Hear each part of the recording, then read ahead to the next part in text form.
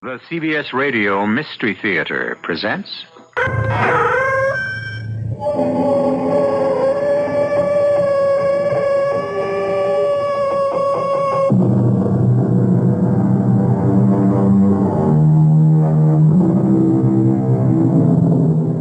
Come in. Welcome. I'm E.G. Marshall.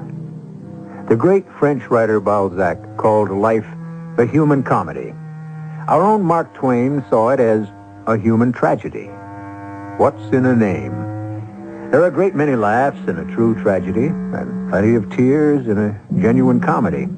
Mark Twain's long suit was irony, and now we have an opportunity to see how he plays that kind of hand in one of the greatest stories of deception ever written.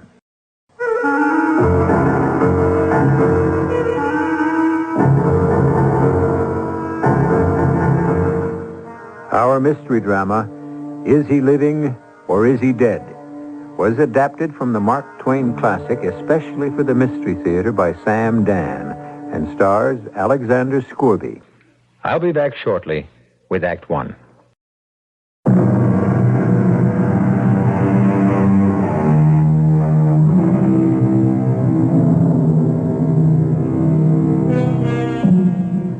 It is unfortunate but true that a great many creative men are killed by poverty.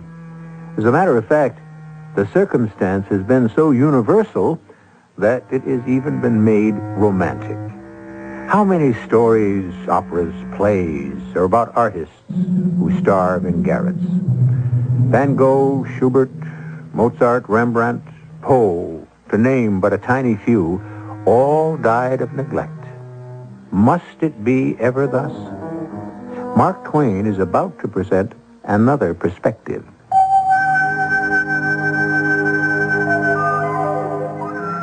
I was spending the month of March, 1892, at Mentone on the Riviera, fully enjoying the flooding sunshine, the balmy air, and the brilliant blue sea, without the marring additions of human fuss and display, which one encounters a few miles away at Nice and Monte Carlo. As a rule, the rich do not come here, but now and then a rich man does show up, and I got acquainted with one. Partially to disguise him, I shall call him Smith. One morning, we were having breakfast at the Hotel des Anglais, when he exclaimed, "Quick! Cast your eye at that man. Which man? The one just going out the door." Yes? Do you know who he is?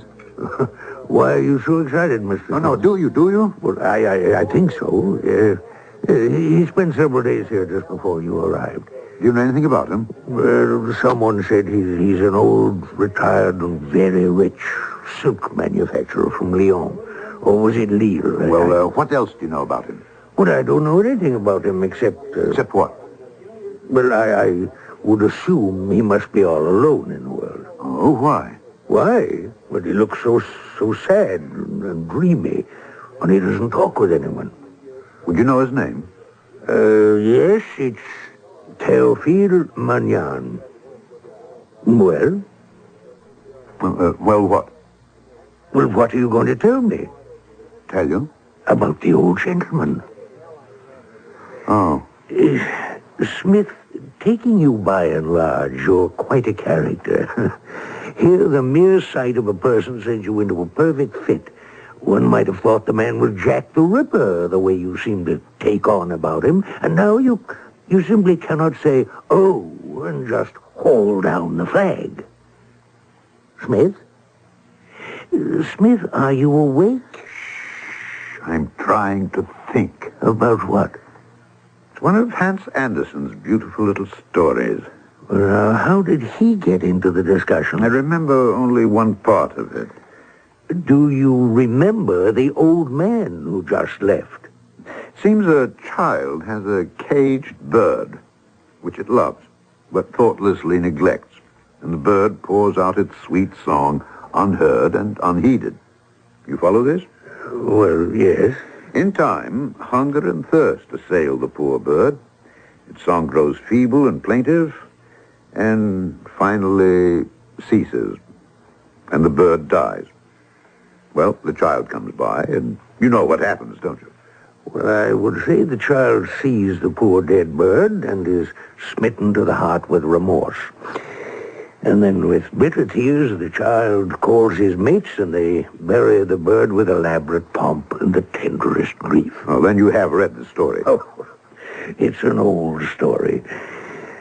The children don't know that they're only aping their elders, who also starve poets to death, and then spend enough on their funerals and monuments to have kept them alive and made them easy and comfortable. Yeah. And now, how about the old gentleman? Twain, can you keep a secret? No better than you. You look like a man who's bursting to break one. Well, it's been a secret for many years between me and two others, but I'm going to break the seal now. You know, a long time ago, I was a young artist. You? Mm-hmm. You, Smith, were an artist? And I wandered around the French countryside, just sketching, you know. Were you successful? Oh, bless you, no. I was starving. Well, how did you live? A typically American question. Why not? I'm a typical American. The answer is I pawned my way across France. One by one, I sold all my belongings till I was reduced to the clothes on my back. And even they started to go one by one. Finally, almost naked and down and out, I found myself in a small Breton village. And there I was taken in and literally saved by a fellow artist named Francois Millet. Who? Francois Millet. With a great Francois Millet? Oh, great. He wasn't any greater than I was. He hadn't any fame at all, even in his own village. Oh, the great Francois Millet. Let me tell you about the great Francois Millet. He made me welcome. What a generous, great-hearted fellow he was. I'll never forget that first day. Smith. Are all Englishmen named Smith? Sometimes it seems that way. Now, where can you sleep? Well, sleep anywhere. There are no soft places on the floor, so one is as good as another. Now, for dinner. I feel badly. I can see there isn't very much, Monsieur Millet. You cannot call a French painter monsieur till he's received the Legion of Honor. And I have a better chance of being struck by lightning. You must call me Francois. Now, dinner. All we have are turnips. Unless, of course, Carl can scare up something. Carl? Carl Boulanger. He's also a painter, and he lives here, too. Speak of the devil. How shall we prepare the turnips tonight, Francois? That tells me everything. Well, how about turnips remoulade? We have no egg yolks. I have it, Carl. Sautéed with mushrooms. We have no butter. I don't trust your judgment when it comes to picking wild mushrooms. Well, then I suppose we'll have to boil them as usual. Who is this? Oh, Smith, an Englishman.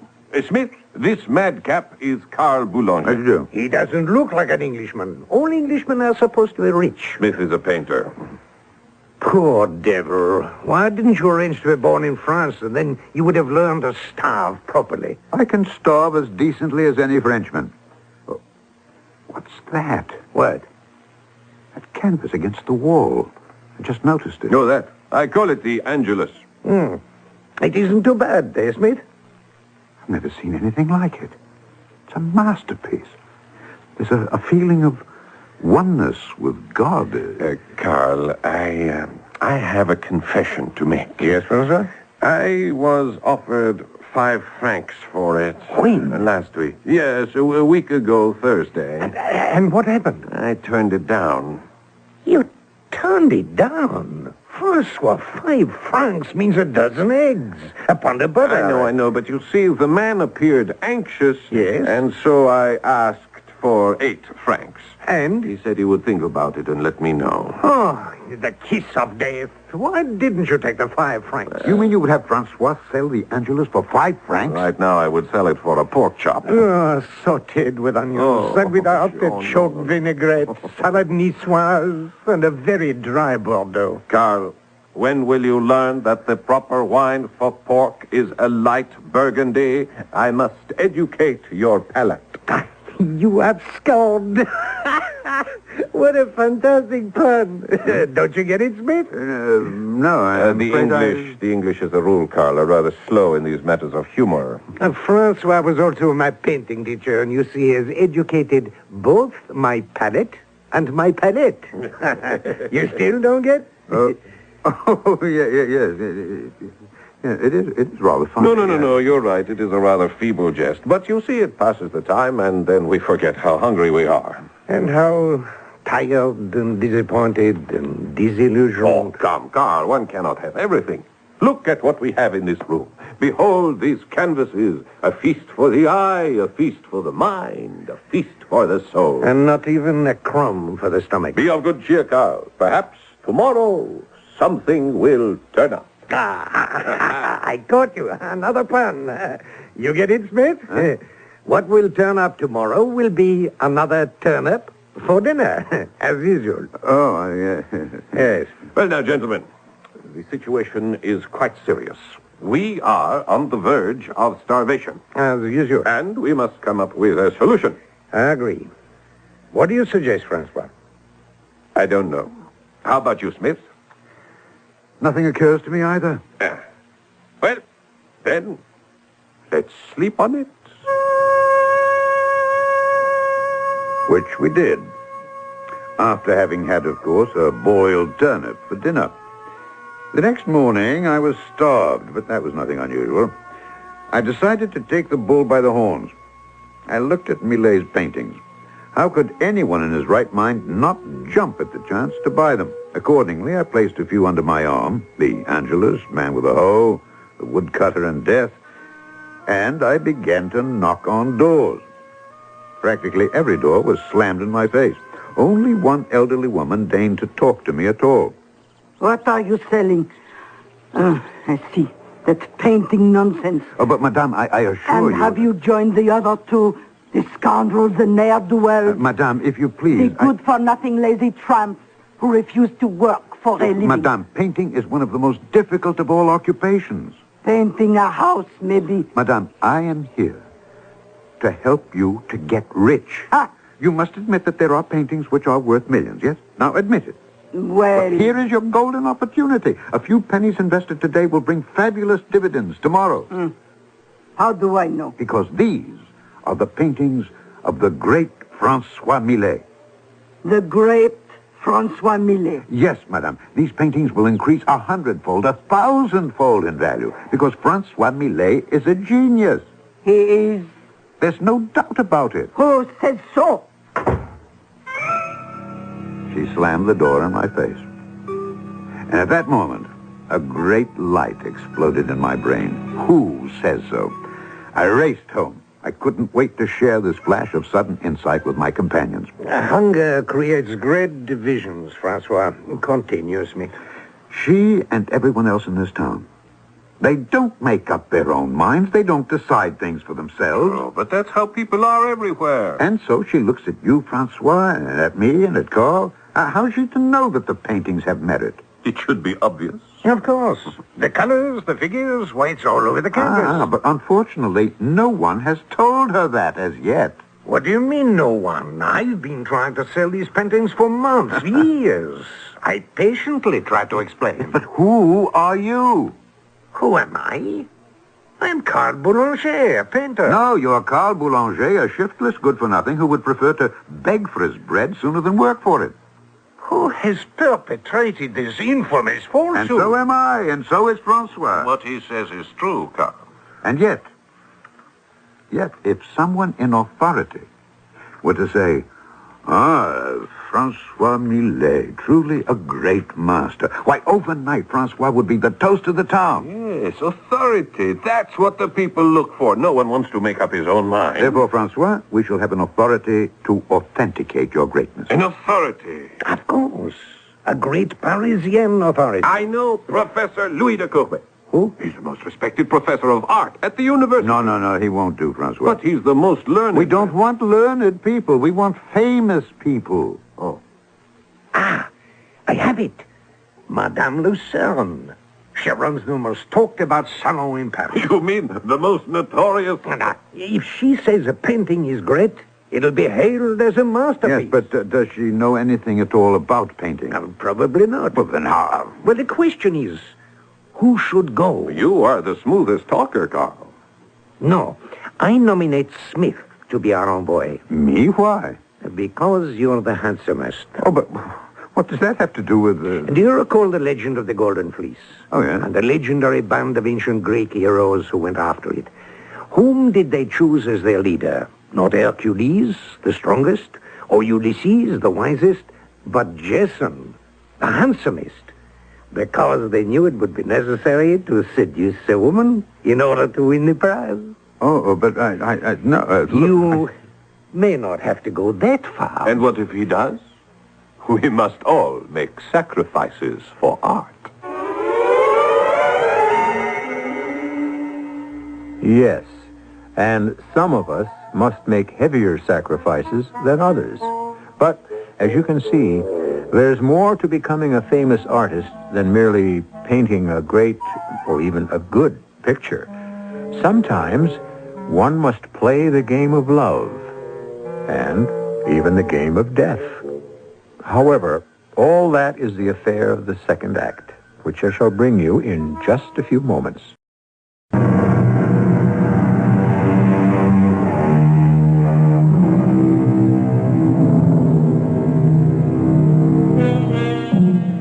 We may all have to revise some of our ideas about art before our story is over. At any rate, we're back in the year 1892, and Mark Twain is chatting with a wealthy elderly Englishman in a hotel on the sun-washed shores of the French Riviera. Now, Smith, what are you telling me? That some 25 or 30 years ago, you and the painter Francois Millet and... Carl Boulanger. Yes, and yourself were starving artists in a provincial French town? Exactly. And that you concocted some mad scheme to get Millet recognized? Ah, but you haven't heard the scheme yet. You see, if you're a creative artist, people don't know you're good unless somebody who speaks with authority says so. You get no argument from me on that score, Smith. Well, they had the idea to send me to the salon of Madame Lucerne in Paris. She was a former mistress of King Louis Napoleon himself. Which made her an eminent critic, connoisseur, and authority on the art. Exactly. Well, how did you propose to gain admission to Madame's salon? You were, after all, ragged, unknown. Well, I did the only thing any sensible man would do under the circumstances. I broke into her bedroom. Who is that? Don't be alarmed, madame. I'm not a burglar. You are not a burglar. And please don't pull on that bell cord. Allow me to give you two reasons why you are a burglar. First, you break into my room. But, madame... Second, under your arm, I see some paintings, which you have obviously stolen from my house. No, madame. I haven't come here to steal paintings, but to present you with some. Present me? Yes, madame, because you are the supreme and sublime authority on art. Ah. Look at these, madame. Isn't each a masterpiece? Frankly, monsieur, I wouldn't have the faintest idea. Now, what is this game you wish to play with me? A game? All men have one game or another in mind where I am concerned. And since you are not half bad looking... It is for a friend. Ah. The man is a genius. One word from you... One word from me. How simple you make it all sound. But it is simple for you. You've turned unknown men into great writers, composers overnight. Oh, it's not a simple matter. And it doesn't happen overnight. The man must have something. Francois Millet has everything. He's a genius. Oh, the woods are filled with genius. But surely, just look at these paintings. Now, I could make a great painter out of you. Me? You are the love bandit. The what? You break into the boudoirs of famous ladies, and you leave behind a painting as a memento of the adventure. These you have here are excellent for the purpose. Shall we begin? No, these paintings are not mine. Who's to know the difference? They're the work of Francois Millet. Must we discuss that tiresome, No, Millet. you see how each painting bears his hallmark, his unique style? Monsieur, these things are lost on me. I know nothing of art. Oh, isn't there anything you could do to help me, Millet? Oh, sit beside me, and we can talk more comfortably. Yes. No, surely there's something you could do for him. Why? Well, because one day he would be a glory to France. Oh, monsieur, you're an Englishman. Yes. Why should you worry about the glory of France? Well, the glory of the world. Oh, well, I see we must decently dispose of Millet. There's only one way I could hope to help him. Oh, how? He would have to be dead.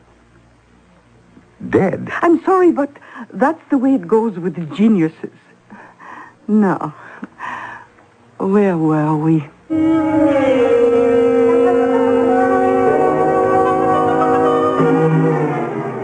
Dead? Dead? The woman is crazy. Gentlemen, the woman is right. But Smith, It's a matter of history. She convinced me. do you mean Francois is to die? That is rather Look, extreme. an artist has to be starved and dead before he's acknowledged. It happens so often, we could write a law that says the prices that the public will pay for a man's pictures will only climb after he dies. But what good does it do the dead artist if others make money on his pictures? Death lends grandeur to a man. Death makes his name illustrious. Why? I don't know, gentlemen. I don't know. There's no way out, Francois. You simply have to die. Oh, now look here, No, Smith. let us hear him out first, Carl. Now take several weeks, better several months to die. And in the meantime, paint. Paint day and night. Enlarge your stock of paintings. Leave behind a ton of work. And Carl and I will make a fortune. A fortune? On the works of the late, great Francois Millet. No, I'll have no part of this. Wait. What Smith says is not devoid of merit. Francois. Look at us, how we live. How far are we from death? How much longer can we starve like this? Freeze, do without. In a few years, we will be young no longer, and we'll be dead in any event. This way... This way is madness. I won't let you die to make me rich, Francois. No, but listen. And that would be enough out of you too, Smith. You didn't let me finish. I said Carl and I would make a fortune selling your paintings, Francois, which we would then split 3 ways. 3 ways? Yes, Carl, 3 ways. You and I and Francois. Francois? What did you think I meant for Francois to actually die? But you said... No. Why should Francois die? He'll just vanish, change his name, and we'll bury a dummy and cry over it, and... Smith, you are the greatest scoundrel who ever lived. Thank you. What a magnificent plan. What do you say, Francois? Well, would it be proper to play this kind of trick on the world? On the other hand, since the world will have it no other way... But will it work? We'll put it to the test. How? Carl, you and I will go out and do some painting. You head north and I'll go south. Choose a villa or a business establishment of some sort. Make sure the owner notices you. He'll come over out of curiosity, and the rest will be easy. So I chose a large country house and set up my easel and began to sketch. I saw the proprietor standing on an upper veranda. I paid no attention to him. I knew that sooner or later he'd saunter over. Hey, that's not bad. Not bad at all. Yes. I think you captured that pretty well. Hey, you're good. You know that. Well, thank you, monsieur. Well, I ought to be good. Look who taught me. No, let me see if I have one of his works with me. Oh, here we are, in my statue. I suppose you recognize that signature down to the right there? I beg your pardon. He was my teacher. Oh. You mean you don't know the signature of Francois Millet? What have you been spending your life? It's Millet. Francois Millet. Millet. Yes. Of course. What could I have been thinking about? Of course, Millet. I recognize that now. Millet, the greatest painter in France. Yes, Millet. This little sketch is genuine, Millet. Well, how can you fail to see the brushstroke? Oh, of course. Is it for sale? For sale? I may not be rich, but I'm not that poor. You know, I really would like to buy it. Well, I don't know. It's a genuine millet. No, I'd like to sell it to you because I can see you really do appreciate great art. I do. But, well, there's a practical consideration. Huh? Yes, I'd be a fool to sell it now. Why? Why? You mean you don't know? No. Millet is on his deathbed. The doctors say he can't live 3 months. Oh. And once he dies, his pictures can't be had for love or money. Monsieur, I'll give you 800 francs for that little sketch of his, huh? Oh. You really do love it, don't you? It's a genuine Millet. Oh, dear. Oh, I am a fool. All right, take it.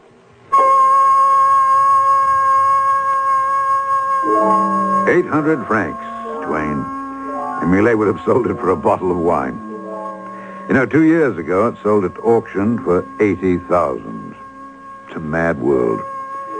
Well, when I came home, Carl was dancing for joy.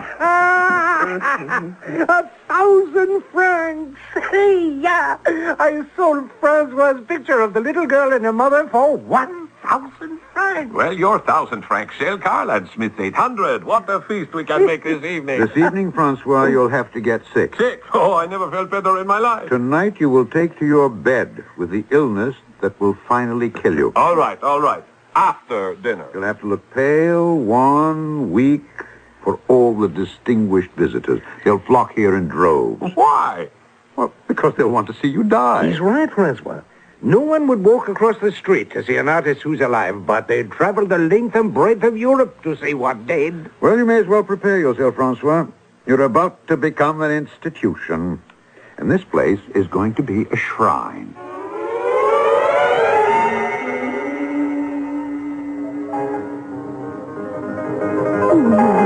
You wish to see me? I see, madame, you've forgotten me. Which one are you?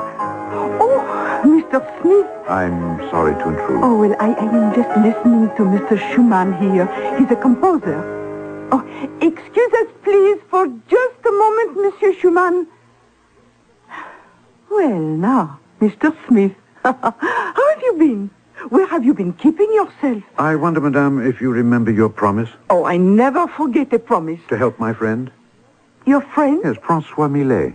Millet.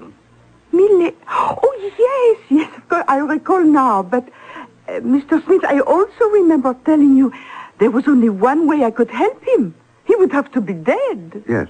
Well, madame, he's getting there. Oh, Mr. Smith, we are all getting there.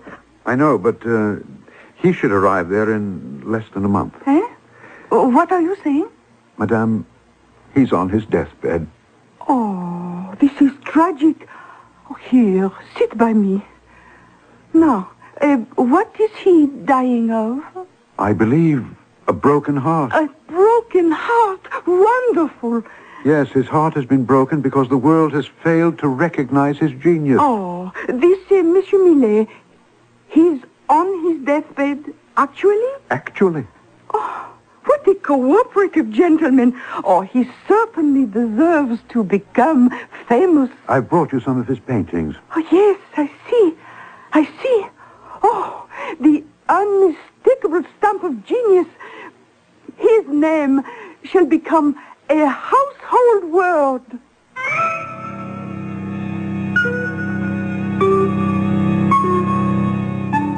Is that how it's done? Well, it's a way, but is it all that simple? No, not really. We'll encounter a few problems.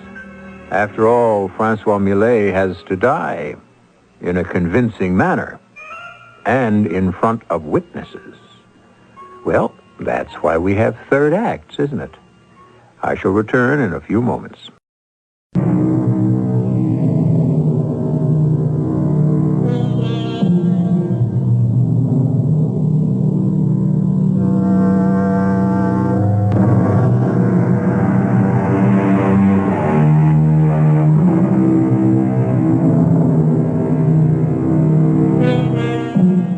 Today, our entertainments are dominated by something known as the caper.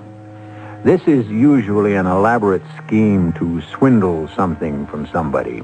Money from a bank, secrets from a spy ring, anything, anywhere, anytime. Like most art forms, this one is hardly new. We're listening to one right now. It was inspired by a short story by Mark Twain. And if the word had existed in Twain's day, he might very well have named this piece the Francois Millet Caper. I don't understand at all, Smith.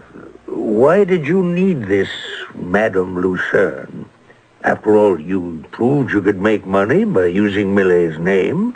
Both you and Carl had already sold his pictures. Yes, that was good enough for the provinces, Twain. But we wanted more than just a little local reputation. We required fame. And for that, you needed Paris. And no creative artist has ever conquered Paris without the help of a woman. Meanwhile, we were having our problems. Millet didn't mind starving when we didn't have a sou. But now that there was some money... But if I don't eat, I'll die. Well, that's the idea, Francois. But since I'm not to die, actually, what difference should it make? But people come to see you. You can't look healthy and robust on your deathbed. Smithy's right. The reporter from that English journal yesterday did give you several suspicious looks. Meanwhile, I'm not painting. You can't have everything. And at mealtimes, I can't have anything. Well, your jokes are becoming feeble, at any rate. I have an idea. Why don't we say I'm too ill to see anyone? In that way, I can eat like an elephant. And you'll get to weigh as much as an elephant, too. We won't be able to get you into your coffin. Oh, who's getting into a coffin? Well, you'll have to be carried out of here when the time comes. That is something no one has explained to me. How and when do I die, and how and when am I to be buried? All the details have not yet been worked out. Suddenly, Twain, we were invaded. Everyone wanted to see the great Francois Millet. Carl and I almost wore ourselves out guarding the door. No, I'm sorry, monsieur, the master is too ill to receive anyone. Yes, of course, we will convey your regards. Meanwhile, Millet was painting away, piling up stock, as we called it. And Madame Lucerne was selling them, discreetly, of course, in Paris. The great sale was the Angelus for 2,200 francs. Little did we know that the day was coming when France would struggle to own it, and a stranger would come along and capture it for 500,000 cash. And meanwhile, we were having problems with Millet, or I should say, with his appetite. I don't understand it, Carl. He gets fatter every day. Well, fatter and healthier looking. This won't do. Carl, do you allow him to sneak in some food on the sly? How can you accuse me? Well, how can he gain weight on tea and toast? Well, especially tea without sugar and toast without butter. Wait. Inside, listen. Inside his room. Do you hear what I hear? Well, I'm not sure. That has to be the sound of a spoon against a bowl. He's eating. But how? Oh, why didn't we think of it? Somebody's smuggling food into him from the outside. But who? That has to be the answer. Sneaking food into his room through the window. Now, you sit here. I'll steal around to the back of the house.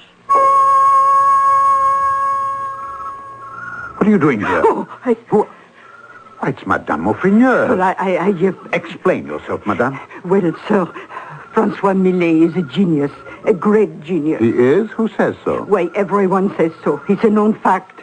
And when I heard he was dying, I thought perhaps... What do the doctors know? The poor man probably needs a decent meal.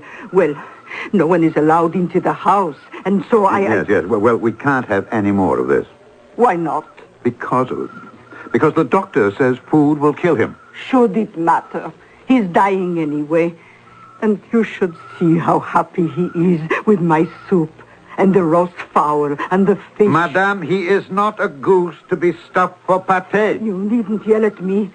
I was only doing my Christian duty. We only want him to die in comfort. And I want him to die happy. Poor fellow. He starved most of his life. Must he go hungry to his grave? But he's very ill. He looks fine to me.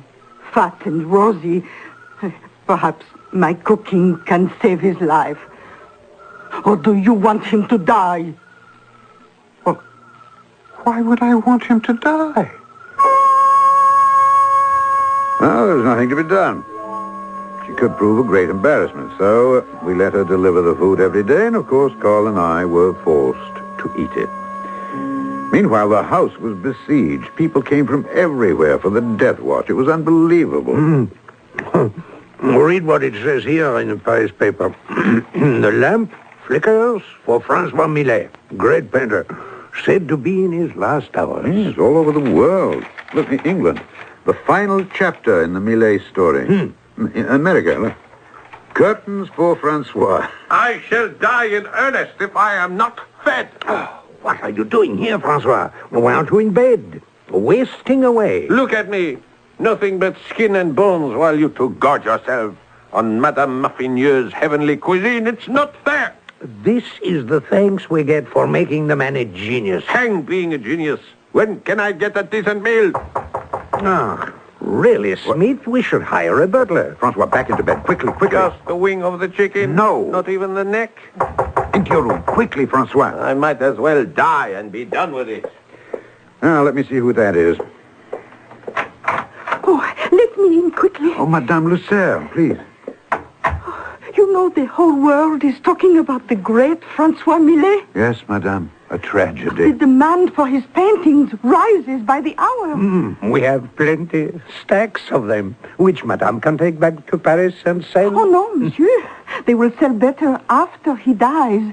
The poor man. He's at death's door, is he not? Yes, Madame. Standing on the threshold, as it were. Oh, may I pay my respect? Well, Madame, you see... Mr. Smith, please tell your friend I am so attached to the master that I shall be desolated if I cannot see him at least once before... Oh, I cannot bring myself to say... Madame, this way, please.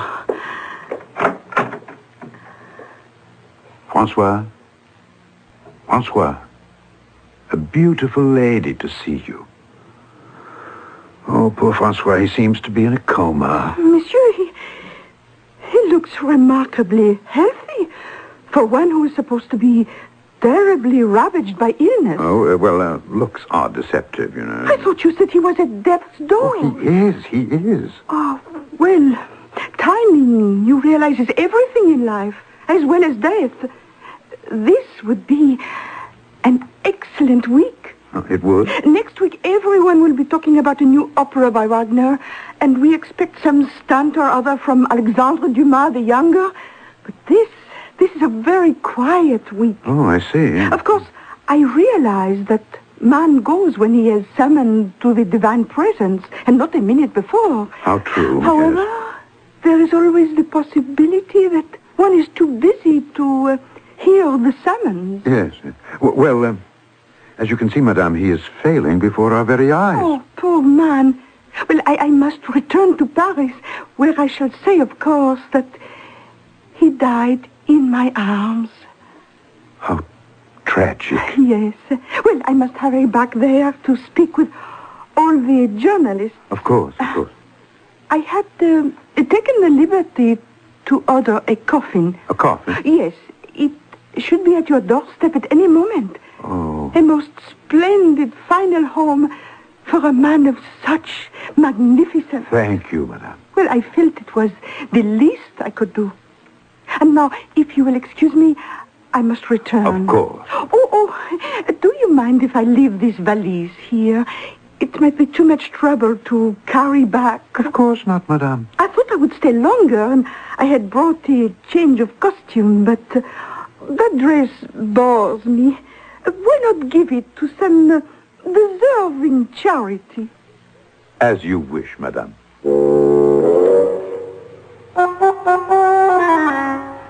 A few hours after she left us, there was another knock on the door. And it was, you guessed it, the coffin. A small coffin. How would Francois ever get into it? Oh, what was I thinking? Francois wouldn't get into the coffin. Carl and I had already prepared a dummy for that purpose. Our basic problem was... How am I supposed to get out of the house? Are we ready to make the announcement? We have a problem. Francois. Well, I thought you were working on that problem, Smith. I could sneak out through the back window. Oh, the house is surrounded. Where would you go? Everyone knows you for miles around, especially now. Smith, you should have thought of this before. I did think of it. I just couldn't come up with any solution. I can't die until I know where I'm going. We could all say that. And the best time for it, as that Madame Lucerne said, is this week. Ah, Madame Lucerne. Why didn't we ask her to propose a way out of this difficulty? Madame Lucerne, of course. She foresaw the problem, and she's given us a way out. How? Hand me her valise. Well, how can her valise give up? Here. See? You see this costume? A black dress. Yes. Black hat. A veil.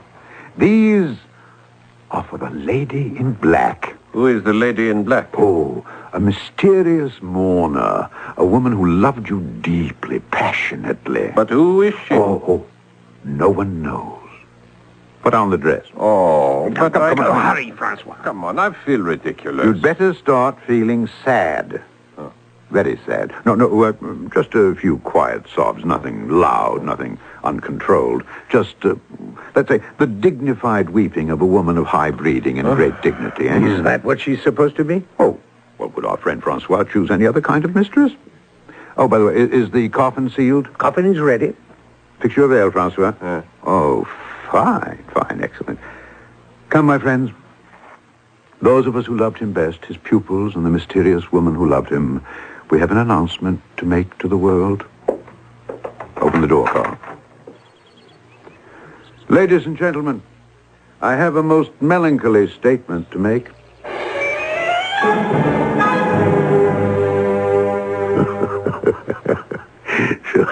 So you buried Francois Millet, eh, Smith? Yes, Twain, we buried the dummy in the coffin. There was a great funeral. Oh, yes. And Millet, disguised as the woman, escaped detection. The world was convinced Millet had died. What happened to him? Oh, can you keep a secret? I can only try. You remember that elderly gentleman I pointed out to you earlier this morning? That Was Francois Millet? That was Francois Millet. For once, a great artist was not starved and killed by indifference and neglect and then given the vain and empty pomp of a loud and meaningless funeral. No, we saw to that. Francois Millet has never known and will never know another hungry day.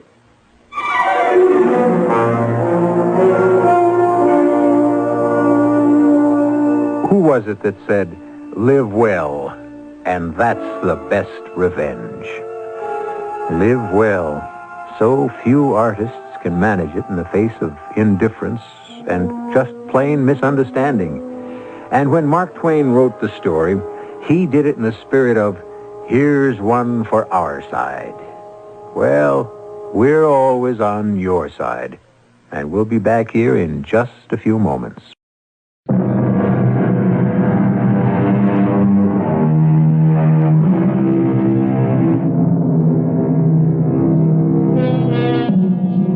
Is he living, or is he dead? Well, of course, he's dead today, but was he living back in 1892, the date of the story? Was Mark Twain playing a gentle hoax on all of us? Or was the old practical joker himself the victim of a practical joke? We'll never know. But we do know we'll be here 7 times each week. Our cast included Alexander Scourby, Court Benson, Paul Hecht, and Bryna Rayburn. The entire production was under the direction of Hyman Brown. This is E.G. Marshall inviting you to return to our Mystery Theater for another adventure in the macabre. Until next time, pleasant dreams.